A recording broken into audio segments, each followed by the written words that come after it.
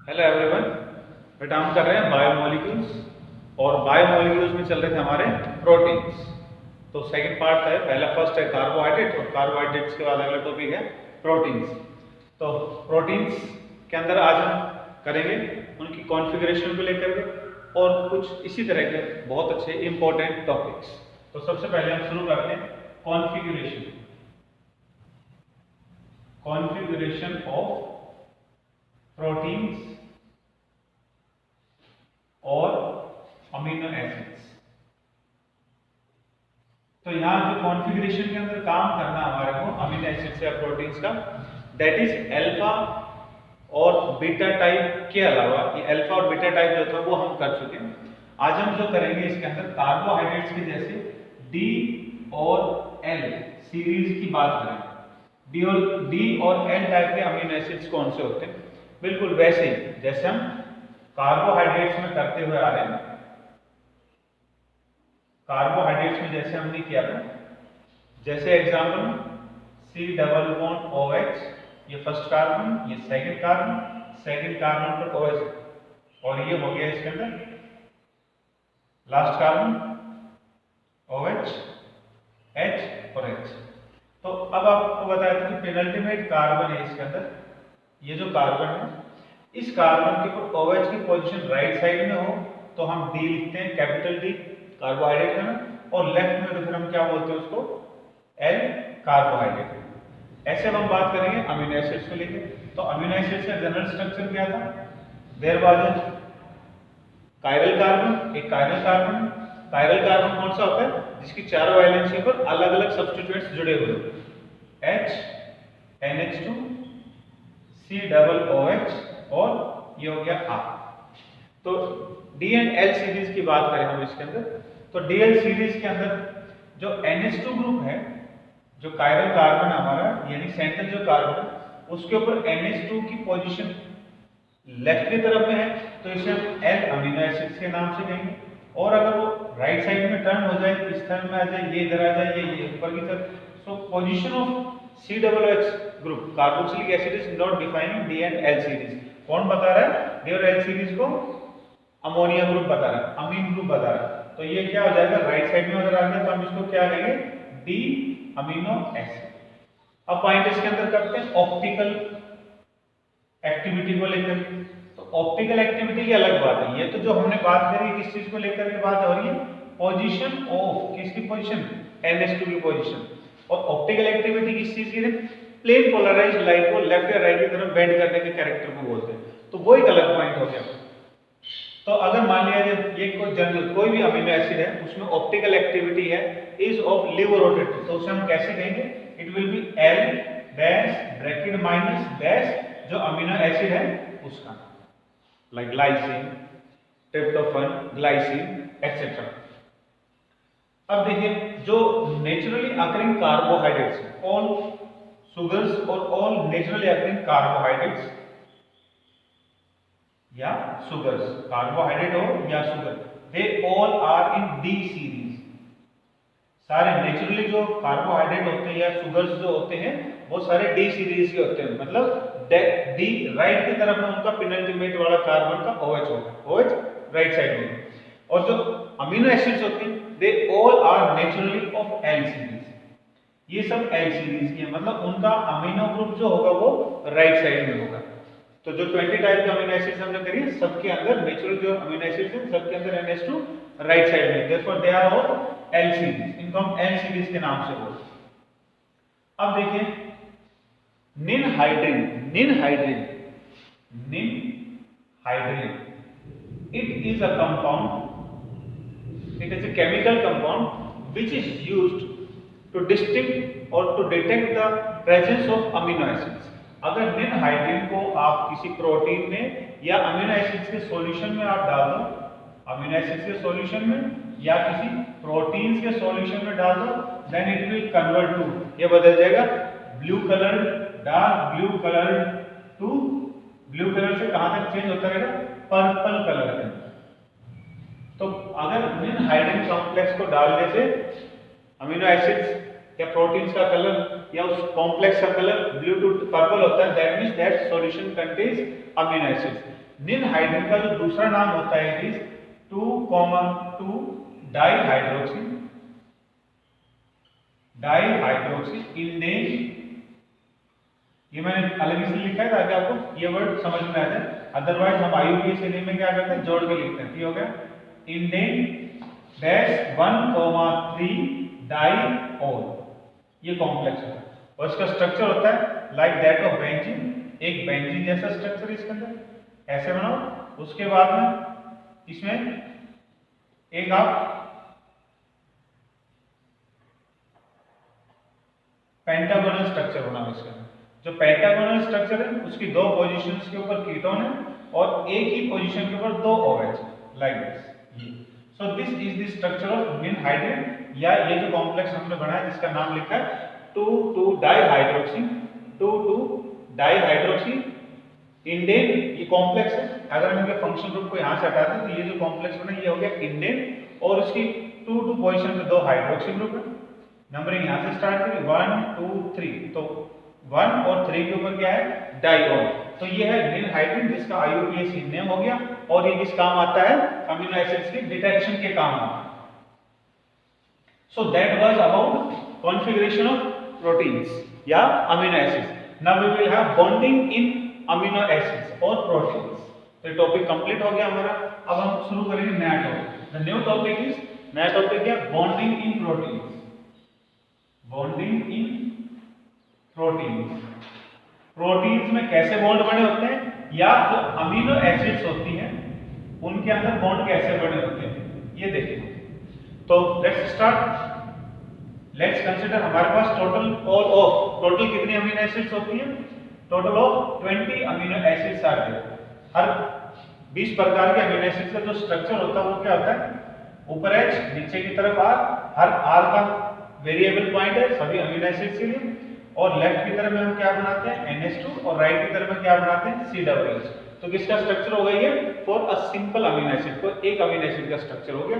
और उस एक अमीनो एसिड को हमने क्या बोल दिया, R1, उसका रिप्लेसेबल जो पार्ट है, किसी में H आ सकता है, किसी में कोई और ग्रुप आ सकता है, तो उसके अनुसार हमने इसमें R1 डाल दिया। तो ये क्या हो गया, let it be amino acid AA1। आप इसे ऐसे रिप्रेजेंट कर दो या आप इसे ऐसे small a dot small a1, amino acid 1, कोई भी फर्स्ट अमीनो एसिड। अब प्रोटीन्स में क्या होता है, amino acid are join together, amino acid जुड़ते हैं, तो हमें क्या करना पड़ेगा, एक अमीनो एसिड को और बनाना पड़ेगा। तो ये हो गया NH2 CH COOH और यहां पर क्या करेंगे R2, यानी कि कोई भी सेकंड अमीनो एसिड। इसे हम जनरली कैसे रिप्रेजेंट कर सकते हैं, AA2 लाइक दिस। अब देखिए अब आप यहां पर when the two amino acids come close to each other, जब दो अमीनो एसिड एक दूसरे के नजदीक आएंगे तो उनमें कैसा बॉन्ड बनेगा वो देखो। कार्बोक्सिलिक एसिड्स का हमेशा क्या आ जाएगा, इस जगह पर OH। अगर इसके बॉन्ड को एक्सपेंड करें तो बॉन्डिंग कैसी हो जाएगी, ये कार्बोनाइल ग्रुप हो गया, ये इसका OH ग्रुप हो गया, और इसमें जो दो हाइड्रोजन लग रहे हैं उनमें से एक हाइड्रोजन को हमने लेफ्ट हैंड में प्रोजेक्ट कर दिया। तो ड्यूरिंग द रिएक्शन जब ये जैसे ग्रुप नजदीक आएंगे, दो अलग अलग फंक्शनल ग्रुप नजदीक आएंगे, तो उनमें क्या हो जाएगा, रिएक्शन विल टेक प्लेस। क्या हो जाएगा, इनमें रिएक्शन हो जाएगा, और रिएक्शन होगा तो क्या निकलेगा, वाटर रिलीज हो जाएगा। A new functional group will be formed, एक नया फंक्शनल ग्रुप बन जाएगा। वो क्या होगा, इट इज COO, आगे की तरफ में क्या बच गया NH, ये H को आप नीचे की तरफ या H को आप इसके ऊपर भी एक्सपेंड करके दिखा सकते हो या फिर आप इसके साथ जोड़ करके दिखा सकते हो। कुछ बुक्स में आपको या कुछ टॉपिक्स में जोड़ करके लिखे और कुछ जगह पर ये एक्सपेंडेड फॉर्म के अंदर। तो it depends upon your intention, आप कैसे दिखाना चाहोगे इसको, लाइक दिस। अब आप देखिए इसके अंदर आगे की तरफ में क्या है, इसके पास C, ऊपर क्या है H, उसके आगे क्या है COOH, और उसके पीछे की तरफ में क्या था C, और ऊपर की तरफ H, नीचे की तरफ में R2, यहाँ पर हो गया ये R1 और ये हो गया R2, और यहाँ क्या हो गया NH2। So in this way two amino acids have joined together, दो अमीनो एसिड्स को हमने जोड़ दिया। जोड़ा किससे है, अब उस बॉन्ड का नाम देखिए। जैसे दो कार्बोहाइड्रेट, दो मोनोसैकराइड जब आप आपस में जोड़ते हैं तो उस बॉन्ड का नाम क्या होता है, ग्लाइकोसिडिक बॉन्ड। और ज्यादा पर्टिकुलर डिस्क्राइब करते हैं तो उसमें अल्फा बीटा में से कौन से टाइप का कार्बोहाइड्रेट यूज है उसके अनुसार उसका नाम अल्फा या बीटा ग्लाइकोसिडिक बॉन्ड बन जाता है, पोजीशन भी इंडिकेट कर देते हैं। अब जो हम बात करें यहाँ पर, ये किसकी है, प्रोटीन्स की, जिसमें दो अमीनो एसिड्स एक दूसरे के क्लोज में आ रहे हैं। तो यहाँ जब एक दूसरे के नजदीक आ रहे हैं, जब इनमें एक नया फंक्शनल ग्रुप बन रहा है, एंड दिस इज COONH, ये वाला फंक्शन। अगर हम COONH के आगे एक H और लगा के देखें इमेजिनेशन, तो ये बन जाएगा CONH2, और CONH2 कौन सा? Amide group. सो केमिकली ये कौन सा फंक्शनल ग्रुप बना? It is amide. ये अमाइड ग्रुप बन गया, तो इस बॉन्ड का नाम कहेंगे इट इज अमाइड बॉन्ड। तो दो अमीनो एसिड्स के बीच में जो केमिकल बॉन्ड जो उनको जोड़ने का काम कर रहा है वो कौन सा हुआ? Amide bond. ऐसे ही कार्बोहाइड्रेट से जब दो यूनिट जुड़ रही थी तो उनके बीच का केमिकल बॉन्ड जो बना था, क्या नाम था उसका? Ethereal bond, biological name glycosidic bond. ऐसे यहाँ जो केमिकल बॉन्ड बना है उसका नाम क्या हो गया? अमाइड बॉन्ड, और biologically this is known as peptide bond. इसको हम क्या कहेंगे? Peptide bond. Peptide bond, peptide from proteins, प्रोटीनों के बीच में बनने वाला बॉन्ड। अगर एक ही पेप्टाइड बॉन्ड बना है, एक ही अमाइड बॉन्ड बना है दो अमीनो एसिड के जुड़ने से, तो उसको हम बोल सकते हैं monopeptide. We can classify it as monopeptide. Mono एक, पेप्टाइड बॉन्ड, यानी कि CONH2 एक बार ही बॉन्ड बना, तो इसका मतलब उसमें 2 अमीनो एसिड्स आर यूज्ड, तो ये हो गए मोनोपेप्टाइड्स। अब देखो, अगर और अमीनो एसिड जोड़नी हमारे को तो क्या करना है? उसके आगे की तरफ में ये दो अमीनो एसिड जोड़ दी, एक और अमीनो एसिड इसके आगे की तरफ में लगा दो, तो बिल्कुल पहले जैसे बनाया था उसकी तरह एक्सपेंड करें, तो ये हो गया NH, आगे C, ऊपर H, नीचे R, और ये कौन सा होगा? कोई थर्ड अमीनो एसिड, और उसको हमने कैसे बोल दिया? A.A3, और आगे COOH। तो क्या होगा? फिर वही पार्ट, इसका OH ग्रुप, इसका OH और इसका H, इनमें रिएक्शन होगा और ये क्या करेंगे? वाटर के फॉर्म में रिलीज हो जाएगी। अब क्या हो गया? 3 amino acids have joined together, 3 amino acid जुड़े। अब 3 अमीनो एसिड को अगर हम यहाँ जोड़ेंगे तो वो किस तरह से जुड़ेगा? यहाँ तक का पार्ट हमने बना लिया। अब देखो इस लास्ट वाले सेकंड अमीनो एसिड का OH ग्रुप एलिमिनेट हो गया, तो इस OH ग्रुप को आप हटा दो, तो इसको एक्सपेंड करोगे तो ये हो गया। अब इसके साथ में आगे कौन आ गया? NH, ये हो गया।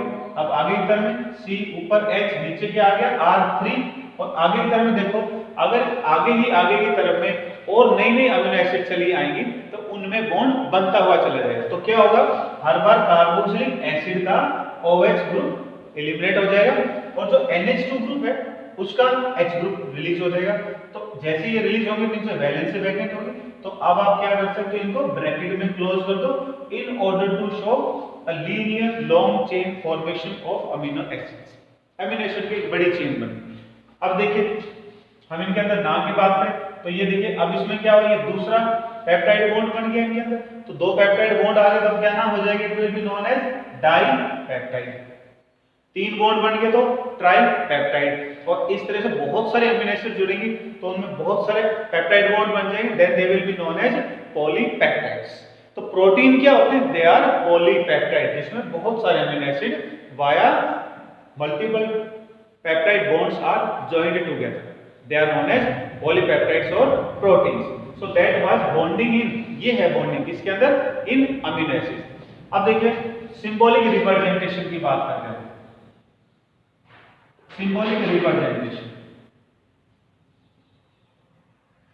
अगर हम सिंबल से अमीनो एसिड्स को जोड़ते हुए दिखाएं तो ये कैसे दिखाएंगे? तो इसके देयर आर 2 मेथड्स। जो अमीनो एसिड है, मान लिया लेट्स कंसीडर ये जो अमीनो एसिड है यहाँ पर, let us consider this amino acid as lysine. ये लाइसिन अमीनो एसिड है। ये जो अमीनो एसिड है इसका नाम हमने दे दिया वैलिन, ये वैलिन होगी, और ये होगी ग्लाइसिन, ये अमीनो एसिड होगी ग्लाइसिन। ये 3 अमीनो एसिड्स हैं जो आपस में जुड़ रहे हैं। अब हम इनको इनके सिंबल से कैसे रिप्रेजेंट करते हैं? पहले सिंबॉलिक रिप्रेजेंटेशन देखते हैं। Amino acids have 2 type of symbols. Amino acid के 2 प्रकार के सिंबल। फर्स्ट सिंबल होता है सिंगल लेटर का, single letter symbol, single letter का सिंबल। उसमें क्या होगा कि जो अमीनो एसिड है उसका फर्स्ट अल्फाबेट लिया जाता है। जैसे लाइसिन है तो उसका ले लिया हमने L, ऐसे अभी कौन सी अमीनो एसिड है? वैलिन, तो उसका अल्फाबेट ले लिया V, उसके आगे कौन सी आ गई? G, ये हो गया। और इनके बीच जो बॉन्ड बना उसे आपने डैश करके दिखा दिया, लेकिन ये आपको पता हो ये डैश नहीं है, कौन सा बॉन्ड है?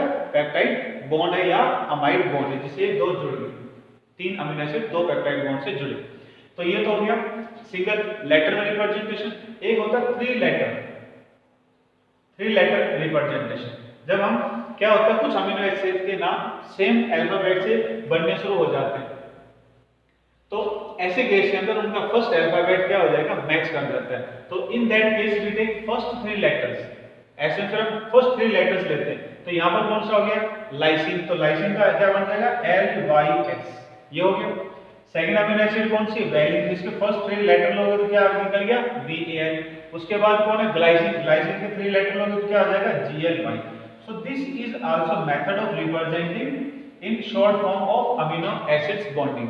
अमीनो एसिड्स के बीच को एक लीनियर फॉर्म, एक पॉलीपेप्टाइड फॉर्म में जब दिखाना, तो सिंगल लेटर कोड से दिखा सकते हो और ट्रिपल लेटर कोड से भी इनको रिप्रेजेंट किया जा सकता है। 3 अल्फाबेट इसमें यूज किया हमने। सो दैट वाज सिंबॉलिक रिप्रेजेंटेशन। तो ये नीचे की तरफ जो हमने लिखा ये हो गया। और एक और तरीका अगर हम बात करें तो कैसे दिखा सकते हैं, हमने अमीनो एसिड को कैसे बोला, फर्स्ट अमीनो एसिड क्या बोला, A.A1 डैश क्या हो जाएगा, A.A2 डैश A.A3 डैश ऐसे। तो ये क्या बन जाएगा, पॉलीपेप्टाइड बन जाएगा। दिस वाज, ये क्या हुआ, बॉन्डिंग इन प्रोटीन्स और अमीनो एसिड। कैसे प्रोटीन या अमीनो एसिड्स आपस में एक दूसरे के साथ में जुड़ जाते हैं, बॉन्ड बनाते हैं। अब हम देखते हैं इसके अंदर जब आगे की तरफ क्लासिफिकेशन का काम करेंगे तो उसमें किस प्रकार से अमीनो एसिड्स ट्विस्ट कर जाती हैं, घूम जाती हैं और उनमें फिर कैसे नए नए टाइप के बॉन्ड बनते हैं। तो जब अमीनो एसिड्स की लीनियर फॉर्म जो बनी है, पॉलीपेप्टाइड चेन जो बनी है, जब ऐसी दो पॉलीपेप्टाइड चेन एक दूसरे के क्लोज में आएंगी, मान लो ये एक पॉलीपेप्टाइड चेन है, ये दूसरी पॉलीपेप्टाइड, जब ये एक दूसरे के क्लोज में आएंगी तो इनके बीच में there are new type of interactions form, नए प्रकार के बॉन्ड बनेंगे। और जो नए बॉन्ड बनेंगे होते हैं 4 टाइप के नए बॉन्ड। कौन कौन से बॉन्ड होते हैं, दे में भी हाइड्रोजन बॉन्डिंग, वहां हाइड्रोजन बॉन्ड बन सकता है, हाइड्रोजन बॉन्ड हो सकता है। सेकंड है डाइसल्फाइड लिंकेज, डाइसल्फाइड लिंकेज या डाइसल्फाइड बॉन्ड भी आप कह सकते हो। और थर्ड टाइप का दो पॉलीपेप्टाइड चेन्स की हम बात करें तो जब उनके बीच में बॉन्ड बनेगा, जब वो जुड़ेंगे आपस में, तब की बात है। तो हाइड्रोजन बॉन्ड हो सकता है, डाइसल्फाइड लिंकेज हो सकता है, वंडर वॉल इंटरेक्शंस हो सकती है, वंडर वॉल्स इंटरेक्शंस या बॉन्डिंग इंटरेक्शन हो गया।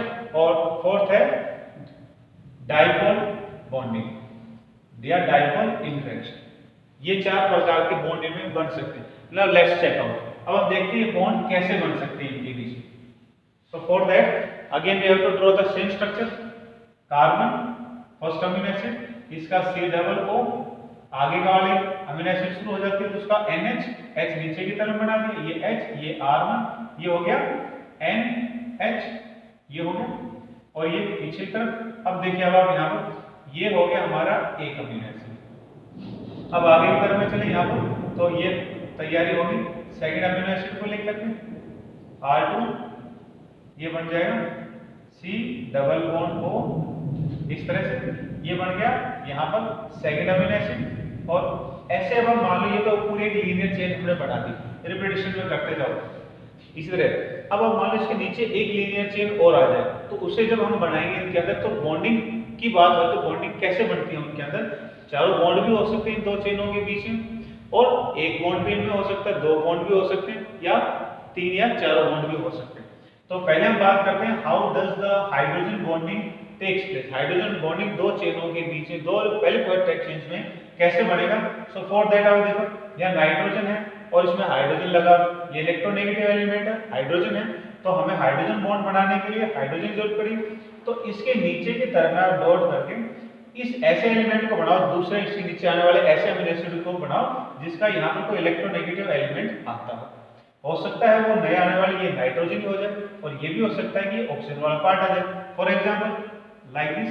सो there are all type of possibilities, सभी पॉसिबिलिटीज है, क्योंकि ये बायोमोलिक्यूल्स की बात हो रही तो यहाँ पर कॉम्पैक्ट फॉर्म में काम होता है। सो ये देखो ये हो गया। अब आप इसको मान लो आपने ये स्ट्रक्चर यहाँ बनाना शुरू किया, उसके बाद क्या आएगा कार्बन, और ऊपर क्या हो गया हाइड्रोजन, नीचे क्या हो गया आपने 1 amino acid, second amino acid, तो यहाँ पर कौन सी हो जाएगी, कोई नई टाइप की अमीनो एसिड हो जाएगी। अब इसके आगे की तरफ में ये नाइट्रोजन, ये हाइड्रोजन। अब आप इसके आगे की तरफ में देखो CO के आगे की तरफ में ये बॉन्ड हो गया, इसके बाद में यहाँ पर एक अमीनो एसिड खत्म हो गया, अब एक नई अमीनो एसिड शुरू हो जाएगी इसके आगे, ये नाइट्रोजन, ये इसका हाइड्रोजन, यहाँ पर एक कार्बन, हाइड्रोजन, ये कोई और अमीनो एसिड होगी, ये हो गया C+O लाइन। तो अब ये देखो ये लीनियर चेन है, मतलब एक पॉलीपेप्टाइड चेन है, ये दूसरी पॉलीपेप्टाइड चेन, इन दोनों के बीच में क्या बन गया, दिस इज हाइड्रोजन बॉन्ड। और हाइड्रोजन बॉन्ड को हम कैसे दिखाते हैं, डॉटेड लाइन। किसमें बनता है, इलेक्ट्रोनेगेटिव एलिमेंट और हाइड्रोजन के बीच, दो अलग अलग चेनों के होगी इस तरह से। हो सकता है इनके अंदर डाइपोल इंटरेक्शंस का भी काम हो जाए। तो डाइपोल इंटरेक्शंस के लिए क्या होगा, अब आप डाइपोल इंटरेक्शन जब आपको बनाने पड़ जाए इनके अंदर, तो वो आप ऐसे कर सकते हो इनके अंदर। तो ये जो ऑक्सीजन है इसके अंदर, इस ऑक्सीजन को सपोज हम नीचे की तरफ बढ़ाते हैं क्योंकि ऊपर स्पेस कम है। अब नीचे की तरफ डाइपोल इंटरेक्शन होना है तो इसके साथ में ऐसे एलिमेंट को लाना पड़ेगा हमारे को जो हाइड्रोजन के अलावा कोई, क्योंकि ये ऑक्सीजन तो हो गया, ऑक्सीजन होगा और नीचे हाइड्रोजन होगा तो हाइड्रोजन बॉन्ड बन जाएगा। तो यहाँ आपको ऐसा एलिमेंट लाना है जिसपे चार्ज हो, लेकिन कैसा चार्ज हो, से अपोजिट टाइप का चार्ज हो। तो अपोजिट टाइप के चार्ज जब आप लाओगे इसके अंदर, तो ये हो सकता है कि इसके नीचे की तरफ में ऐसा ही कोई और, क्योंकि कार्बन और ऑक्सीजन के अंदर क्या होगा, ऑक्सीजन पे तो कैसा चार्ज होगा, नेगेटिव चार्ज। तो हाइड्रोजन ऑक्सीजन पे, कार्बन पे कैसा हो जाएगा, पॉजिटिव चार्ज। अब ये क्या होगा इनके बीच में, there will be dipole interaction. अब आप बचे हुए मॉलिक्यूल की शेप को बना दो। ये CO हो गया, CO के लेफ्ट की तरफ में क्या बनाते हो, NH, और राइट की तरफ में क्या बनाते हो, C+, ये तो हो गया हमें, कार्बन आएगा, कार्बन H R 5 4 मान लो, और ये हो गया N। तो इस तरह से इनके बीच में ये कौन सा बॉन्ड बना, डाइपोल बॉन्ड। तो ये डाइपोल इंटरेक्शन हो सकता है। इसके अलावा क्या हो सकता है, दो दो चेन्स हैं वो आपस में दो सल्फर से भी जुड़ सकती है लाइन ऐसे। तो ये जो बना ये कौन सा हो गया, डाइसल्फाइड लिंकेज, ये डाइसल्फाइड लिंकेज। और लास्ट कौन सा बचा, van der Waals bond. Van der Waals bond as you all know कि वंडरवाल बॉन्ड सबसे वीक बॉन्ड होता है और वो हर उन चीजों के बीच में होता है जब वो चीजें नजदीक आती है। तो जब ये दो चीज एक दूसरे के क्लोज में आएंगी तो उनके बीच में एटॉमिक वेट के कारण इंटरेक्शंस होंगे और उन्हीं इंटरेक्शंस का नाम क्या हो जाएगा, वंडरवाल बॉन्ड। तो वंडरवाल बॉन्ड जो है वो एटॉमिक मास पर डिपेंड करता है। एटॉमिक मास, क्योंकि अमीनो एसिड्स की बात करें, दे हैव प्रोटीन्स हैं, बड़े प्रोटीन, तो उनका मास भी है, तो उनके बीच में कौन सा बॉन्ड शुरू हो जाएगा, वंडरवाल बॉन्ड शुरू हो जाएगा। In this way to polypeptide chains में इंटरैक्ट बाय दीज 4 बॉन्ड्स। इन 4 बॉन्ड्स से वो जुड़ सकती हैं या 400 जुड़ती भी हैं। इन इस स्ट्रक्चर की हमें जरूरत पड़ेगी अपने अगले टॉपिक के। That's why we have made it clear in the beginning. Now let's start. अब हम आगे की तरफ में जो काम करेंगे that is oligopeptides. Oligopeptides, polypeptides and proteins. With a little point of difference between these two, polypeptide और प्रोटीन में थोड़ा सा फर्क होता है, अदरवाइज दोनों एक जैसी है। अब हम देखते हैं क्या होता है।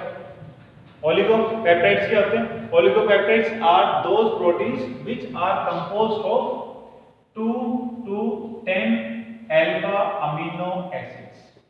जो 2 से लेकर के 10 अमीनो एसिड से मिलकर के बने होते हैं उन्हें हम क्या कहेंगे, ओलिगोपेप्टाइड्स। ओलिगोपेप्टाइड के अंदर टाइप क्या जाता है, अगर 2 ही अमीनो एसिड से बने तो उनका नाम क्या था, मोनोपेप्टाइड, क्योंकि 2 अमीनो एसिड के बीच में एक ही बॉन्ड बनेगा, एक ही बॉन्ड बनेगा इसलिए नाम क्या हो गया, मोनोपेप्टाइड। 3 अमीनो एसिड जुड़ जाएंगे तो डाइपेप्टाइड, 4 जुड़ जाएंगे तो ट्राइपेप्टाइड, 5 जुड़ेंगे तो बॉन्ड कितने बनेंगे, 4, तो नाम हो गया टेट्रापेप्टाइड। इस तरह से they are known as 2 to 10 amino acids है तो ये will be known as oligopeptides. Next is polypeptides. Polypeptides के अंदर क्या होता है, from 10 onwards to 100 up to 100 amino acids जिनमें होती हैं उन प्रोटीन्स को हम क्या बोलेंगे, पॉलीपेप्टाइड्स के नाम से बोलेंगे। और प्रोटीन्स क्या होते हैं, proteins are which contains more than 100 amino acid units, एक पॉइंट, और दूसरा पॉइंट 100 अमीनो एसिड जुड़ने के साथ साथ में उनका जो मॉलिक्यूलर मास है that should be 10,000 U, means weight, उनका वेट कितना होना चाहिए, 10,000 ग्राम्स, ये होना चाहिए। मॉलिक्यूलर मास की बात करें, ग्राम मींस मॉलिक्यूलर मास, वो होना चाहिए। तो ये तो हो गया distinction between oligopeptide, polypeptides and proteins. Next type of classification, now we will have properties of polypeptides. Properties of polypeptides. एक बार फिर से ये पॉइंट क्लियर कर दो आपको कि वैसे तो इनके कंपोजिशन को लेकर के पॉलीपेप्टाइड्स और प्रोटीन्स में फर्क होता है, but generally we regard them similar to, दोनों को एक ही बात मानते हैं। तो पॉलीपेप्टाइड्स को हम प्रोटीन बोल सकते हैं, प्रोटीन्स को हम पॉलीपेप्टाइड। अब हम कह सकते हैं कि हम जो प्रॉपर्टी करें वो पॉलीपेप्टाइड्स या प्रोटीन्स की करने वाले। इसमें सबसे पहला पॉइंट है polypeptides are amphoteric. Polypeptides are amphoteric, amphoteric in nature. ये एम्फोटेरिक नेचर की होती है। एम्फोटेरिक का मतलब क्या हो गया? They are both acidic as well as basic character. इनमें एसिडिक कैरेक्टर भी मिलेगा आपको और बेसिक कैरेक्टर भी मिलेगा। और ऐसा क्यों होगा? जब अभी हम स्ट्रक्चर बना रहे थे उनके अंदर, तो आपने देखा ये तो अमाइड नाम का इनके बीच में बॉन्ड बनता है, ये हो गया। ये कोई अमीनो एसिड R1 की बात आ गई, ये इसका NH हो गया। तो यहाँ पर अब हमने इसके अंदर एक और अमीनो एसिड बना दिया, CO NH3 और HR2 और C डबल, ये। तब आप देखो इनके अंदर एसिडिक पार्ट कहाँ है? इनके अंदर जो लास्ट वाला पॉलीपेप्टाइड चेन का जो लास्ट अमीनो एसिड होगा, लास्ट अमीनो एसिड, उसमें क्या होगा? पूरा फंक्शन ग्रुप होगा C डबल H। तो कैसा पार्ट बन गया? एसिडिक पार्ट बन गया। और जो पहली अमीनो एसिड होगी या लेफ्ट साइड में जो लास्ट अमीनो एसिड होगी, उसके अंदर पूरा अमीनो ग्रुप होगा। और अमीनो ग्रुप कैसे थे? बेसिक। तो पॉलीपेप्टाइड चेन कैसी होगी? बीच के जो एसिडिक और बेसिक प्रॉपर्टीज थे वो तो बॉन्ड बनाने के लिए चले गए, तो वो तो न्यूट्रलाइज हो गए। लेकिन लास्ट वाला और पहले वाले में अमीनो ग्रुप और लास्ट वाले में acidic group, they are retained in the molecule, वो पॉलीपेप्टाइड बच जाते हैं। इसलिए कैसे नेचर की हो गई? ये एम्फोटेरिक नेचर की हो गई। Next property about them, they carry out several type of functions. Next is they to carry out many types of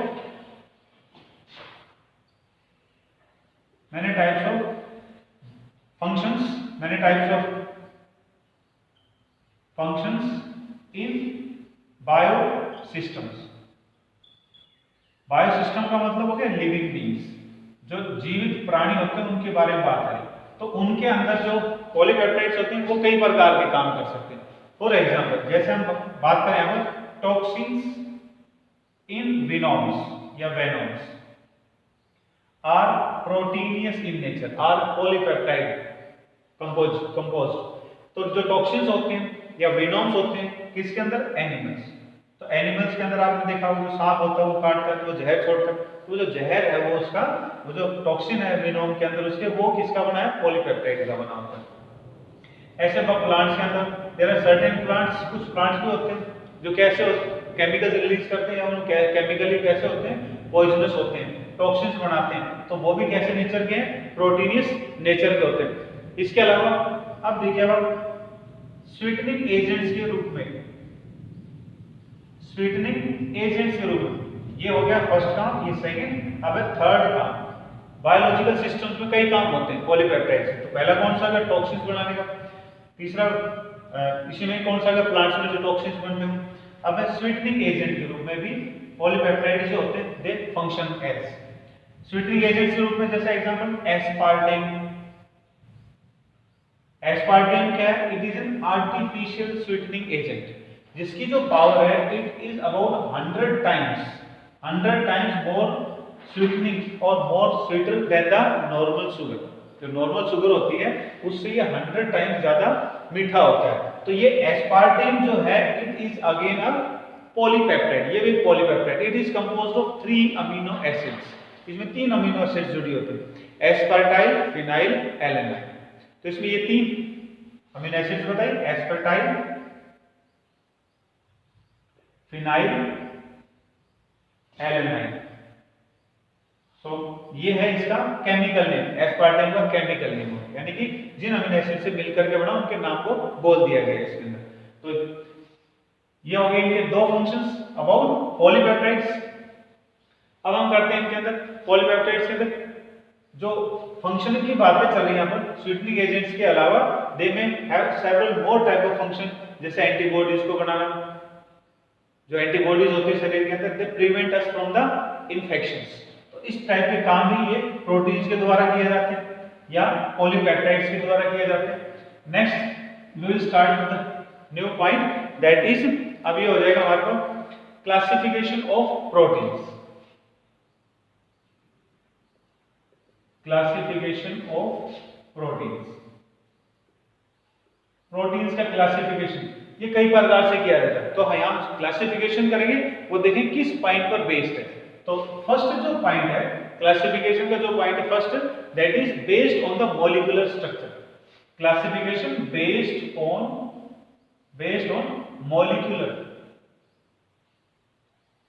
molecular structure of proteins. Proteins का मॉलिक्यूलर स्ट्रक्चर कैसा है, यानी जो किस टाइप के अमीनो एसिडों के मिलने से बने हैं, ये करेंगे हम। तो फर्स्ट टाइम में फाइब्रस प्रोटीन्स। फाइब्रस प्रोटीन्स ये कैसे प्रोटीन होते हैं? They are linear thread like structures. They are linear, main point क्या है इनके अंदर, लीनियर थ्रेड लाइक स्ट्रक्चर। इनका जो स्ट्रक्चर है वो पतले से धागे जैसा स्ट्रक्चर होता है। जैसे हमने शुरू में पॉलीपेप्टाइड के बॉन्डिंग जब हमने बनाया तो अमीनो एसिड जो सीक्वेंस हमने बनाया था वो क्या है, linear polypeptide like structure, linear thread like structure. ऐसे स्ट्रक्चर हम क्या हो गए हैं, या ऐसे प्रोटीन को क्या कहेंगे जिसमें सारे अमीनो एसिड सीक्वेंस में जुड़े हैं, एक स्ट्रेट फॉर्म में जुड़े हैं, धागे की जैसे जुड़े हैं, तो इन्हें हम क्या कहेंगे, फाइब्रस प्रोटीन्स के नाम से कहेंगे। फॉर एग्जांपल फाइब्रस प्रोटीन कहाँ-कहाँ पाए जाते हैं, जैसे केराटिन इन हेयर, जो हेयर्स होते हैं, केराटिन, नेल्स, हूव्स। इसके अलावा ये मिलते हैं हमारे को वूल के अंदर मिल जाएंगे, और कोलाजन इन टेंडन्स उनमें मिल जाएंगे, वूल के अंदर मिलते हैं, वूल है या कोलाजन इन टेंडन्स। टेंडन्स मांसपेशियों को बोलते हैं, मसल्स को बोलते हैं, तो उनके अंदर जो प्रोटीन होता है वो कोलाजन टाइप का प्रोटीन होता है। Second type of classification is globular proteins. Globular proteins में क्या होता है, जो लीनियर थ्रेड लाइक स्ट्रक्चर बनता है, it keeps on winding into itself, वो लगातार धीरे धीरे करके गोल होता है आपस में।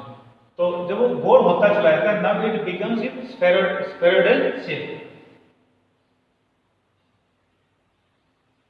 शेप का बन जाता है, यानी कि गोल शेप का। मान लो ये थ्रेड लाइक स्ट्रक्चर है, अब ये ग्लोबुलर प्रोटीन में कैसे होगा, ये जो थ्रेड लाइक स्ट्रक्चर है, लीनियर प्रोटीन जो था, ये क्या करेगा, अब इसमें यूं इस तरह से कॉइलिंग शुरू हो जाती है इसके अंदर, लाइक दैट, ऐसे। अब क्या होगा, जब ये coil like, it almost becomes, कैसा बन जाएगा, स्फेरोइडल शेप, गोल शेप का बन जाएगा। अब इनके अंदर जैसे अब ये प्रोटीन की ये जो चेन हमने बनाई यहाँ पर, या प्रोटीन ये जो चेन हमने बनाई है, इसमें जब ये चेन है तो ये पूरी एक ही चेन, लेकिन क्या हो रहा है, ये कॉइल कर रही है अपने अंदर। जब ये कॉइल करती है तो इनके, अगर आप इनके स्ट्रक्चर के अंदर चले तो स्ट्रक्चर में क्या था, NH2 ग्रुप है, CO ग्रुप है, और जो R पार्ट है उसमें कोई नए फंक्शनल ग्रुप आ जाते हैं, दे आर प्रोजेक्टेड। अब वो निकलने शुरू होते हैं, जब निकलते हैं तो इनके बीच में कौन से बॉन्ड बताए थे, आपस में बनने शुरू हो जाएंगे, वो 4 टाइप के जो बॉन्ड हमने किए थे, वो 4 टाइप के बॉन्ड इनके अंदर बन सकते हैं। जैसे डॉटेड करके आपने बना दिया यहाँ इनके बीच में, तो वो कौन सा हो गया, हाइड्रोजन बॉन्ड हो गया।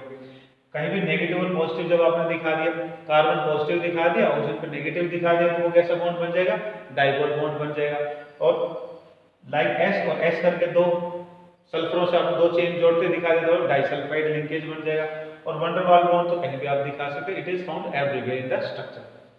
तो जो फाइब्रस प्रोटीन्स हैं, फाइब्रस प्रोटीन लीनियर फॉर्म में, जरूरी नहीं कि एक ही प्रोटीन हो या एक ही पॉलीपेप्टाइड चेन हो, इसमें ज्यादा पॉलीपेप्टाइड चेन हो सकती है, लाइक ये हो गया, ये दूसरी होगी, ये तीसरी होगी, लेकिन ये क्या होंगे, इन द स्ट्रेट फॉर्म, सीधे होंगे। और ये कैसे जुड़ेंगे फिर आपस में, वाया 4 टाइप ऑफ बॉन्ड्स। ये 4 टाइप के जो बॉन्ड हमने किए उनसे ये आपस में जुड़े होते हैं, और वही 4 टाइप के बॉन्ड यहाँ ग्लोबुलर प्रोटीन में भी पाए जाते हैं। फर्क ये स्ट्रेट फॉर्म के अंदर है, ये स्फेरोइडल फॉर्म के अंदर है।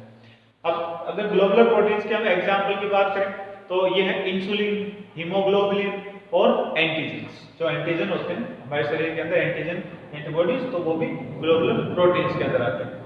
इसके अलावा एक और इंपॉर्टेंट प्रॉपर्टी है इनकी, दैट इज जो फाइब्रस प्रोटीन है, they are water insoluble, they are water insoluble, insoluble, ये पानी में घुलते ही नहीं है, जबकि जो ग्लोबुलर प्रोटीन्स है दे आर सॉल्युबल, ये सॉल्युबल होते हैं। अब इसका रीजन देखिए, तो क्या होता है जब इसके अंदर मल्टीपल बॉन्डिंग जब बन रही है, इनके अंदर 4 टाइप बॉन्ड, तो इनके जो डाइपोल इंटरेक्शंस वाले पॉइंट है या फंक्शनल ग्रुप है, दे आर प्रोजेक्टेड, वो बाहर की तरफ निकले होते हैं, बाहर की तरफ होते हैं, स्ट्रक्चर के बाहर की तरफ होते हैं, और उनपे क्या है, चार्ज है। तो पानी के अंदर जब हम डालेंगे तो पानी कैसा हो गया, पोलर मॉलिक्यूल हो गया, और जो ग्लोबुलर प्रोटीन हमने बनाया उसमें भी क्या है, चार्जेस हैं, तो वो चार्जेस पानी के साथ में आसानी से इंटरेक्शन कर जाते हैं, इसलिए स्फेरेडल टाइप के जो प्रोटीन्स होते हैं they are easily soluble in water, ये पानी में आसानी से घुल जाते हैं। जैसे हीमोग्लोबिन ब्लड में होता है, जो हीम प्रोटीन है इसके अंदर वो आसानी से मिल जाता है। एंटीबॉडीज हैं या इंसुलिन है, वो पूरी बॉडी के अंदर घूमता रहता है क्योंकि वो वाटर सॉल्युबल। वही ये जो एग्जाम्पल आपने किया, keratin, nails, hooves, they are found to be insoluble in water. वो इनसॉल्युबल इसलिए होते हैं कि इनके अंदर जो डाइपोल इंटरेक्शंस वाले पॉइंट है, चार्जेस वाले जो पॉइंट है, they are inside the structure, वो अंदर की तरफ होते हैं, बाहर की तरफ नहीं होते। तो जो वाटर के साथ जुड़ने के बाद आती है, क्योंकि इनके चार्ज पॉइंट बाहर की तरफ नहीं है, तो वाटर के साथ इंटरेक्शन नहीं हो पाती है, बॉन्डिंग नहीं हो पाती है, इसलिए ये इनसॉल्युबल हो जाते हैं उसके अंदर। तो ये हो गया classification of protein. First point इस पर आधारित है based on molecular structure of protein, molecular structure की बात को लिखने के बाद। तो अब हम इसके बाद में जो करेंगे that is on the products of hydrolysis. अब जो क्लासिफिकेशन वो कौन सी होगी, based on the products of hydrolysis. Second classification based on products of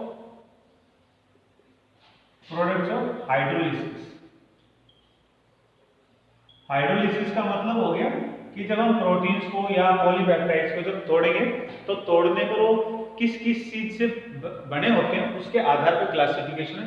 पहला है इसमें simple proteins. Simple proteins, they are composed of only, सिर्फ they are composed of only alpha amino acids. Simple protein कौन से protein होंगे, जो सिर्फ और सिर्फ किससे बने होंगे, अमीनो एसिड से बने होंगे, उनमें और कोई एक्स्ट्रा एक्सटर्नल मटेरियल नहीं होगा। लाइक केराटिन हो गया, हेयर्स की जो आप बात करें, हॉर्न हो गए, ग्लूटेनिन एक इंपॉर्टेंट है, ग्लूटेनिन जो व्हीट में आता है। कुछ लोगों को, कुछ बच्चों को ग्लूटेनिन से एलर्जी होती है, तो ये ग्लूटेनिन क्या है, प्रोटीन है। और कैसा प्रोटीन है, सिंपल प्रोटीन, ये एंटायरली कंपोज्ड ऑफ किससे बना है, सिंपल अब अल्फा टाइप अमीनो एसिड से बना है। Second is conjugated proteins. Second है कॉन्जुगेटेड प्रोटीन्स। कॉन्जुगेटेड प्रोटीन्स ये वो प्रोटीन होते हैं जिनके अंदर ना केवल अल्फा अमीनो एसिड्स पाए जाते हैं, अल्फा अमीनो एसिड तो है ही है उनके अंदर, but some non proteinous part is also, non proteinous, some non-proteinous part is also found to be associated with them. ये होते हैं conjugated प्रोटीन। नाम से पता है conjugate मींस जुड़ना, तो किसी और के साथ जुड़े होते हैं। कुछ और नॉन प्रोटीनियस पार्ट इनके अंदर पाया जाता है। अब वो जो नॉन प्रोटीनियस पार्ट है वो क्या हो सकता है, इट मे बी, वो हो सकता है लायो, मतलब फैट्स के फॉर्म में हो सकता है, न्यूक्लियोप्रोटीन्स के रूप में होता है, लायोफिलिक प्रोटीन्स हो सकता है, और इसके अलावा न्यूक्लियोप्रोटीन्स, न्यूक्लियोप्रोटीन्स मतलब न्यूक्लिक एसिड्स, और प्रोटीन हो उसके अंदर न्यूक्लिक एसिड्स और अल्फा अमीनो एसिड्स उनके अंदर। उसके अलावा उनमें ग्लाइकोप्रोटीनियस फॉर्म भी हो सकता है,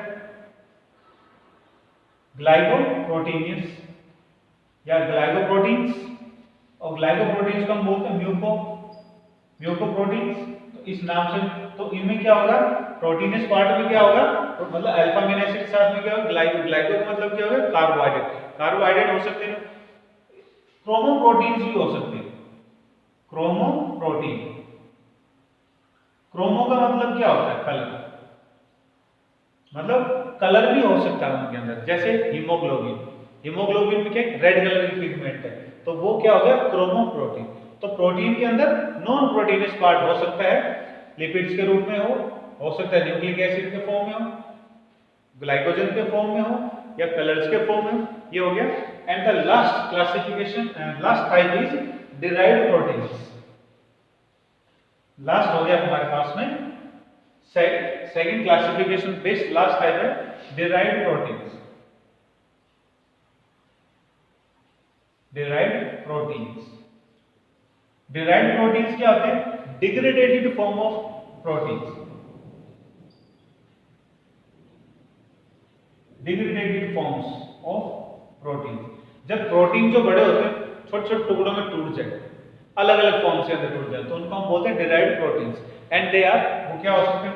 हो सकता है इनकम्प्लीटली ब्रोकन कोई प्रोटीन ही हो, तो प्रोटीन हो सकता है। ये प्रोटियोजिस भी हो सकते हैं। प्रोटियोजिस क्या होता है? प्रोटीन छोटे टुकड़ों में टूट जाता है, और छोटे टुकड़ों में बन जाए तो इनको पेप्टोन्स बोलते हैं, और भी छोटों के अंदर टूट जाए तो इनको पेप्टाइड्स बोलते हैं। So these are the several different forms of derived proteins. इनमें से ये इनका सीक्वेंस हो गया, प्रोटीन बड़ा है और छोटा छोटे फॉर्म में तो प्रोटीन बोले, और तो छोटे टुकड़े में टूट जाए प्रोटीन, और छोटा टूट जाए पेप्टोन, और भी छोटे टूट जाए तो इनको पेप्टाइड्स के नाम से बोलते हैं। So they are known as derived proteins.